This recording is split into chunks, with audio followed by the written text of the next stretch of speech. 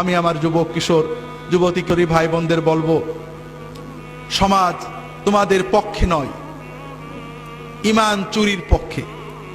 পিতামাতা তোমাদের ছেড়ে দিয়েছেন, তবে অন্তত নিজেদের ভবিষ্যতের দিকে তাকিয়ে, দুনিয়ার ভবিষ্যৎ আখিরাতের ভবিষ্যতের দিকে তাকিয়ে নিজেরা সাবধান হও।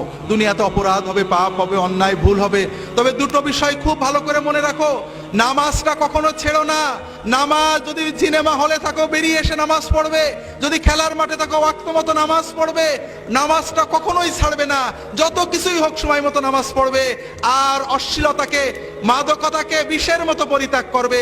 এই দুটো বিষয় যদি তুমি ঠিক রাখতে পারো, ইনশাআল্লাহ অন্যান্য ভুল ত্রুটি তওবা করবে, ভালো হবে খারাপ হবে, এই নামাজ তোমাকে আল্লাহর পথে টিকিয়ে রাখবে। এবং ইনশাআল্লাহ তোমার বয়স যখন 50 হবে, তুমি নিজে অনুভব করবে এই দুনিয়ার জমিনে তোমার বন্ধুদের চেয়ে তুমি ভালো আছো। আর ইনশাআল্লাহ কিয়ামতের দিনে তুমি তোমার পিতামাতা সহ আল্লাহর আরশের নিচে তার ওলিদের সাথে মেহমান হয়ে যেতে পারবে। হাজেরিন,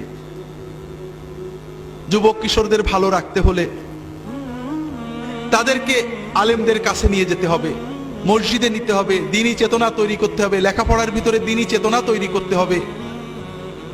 এগুলো সবই দরকার।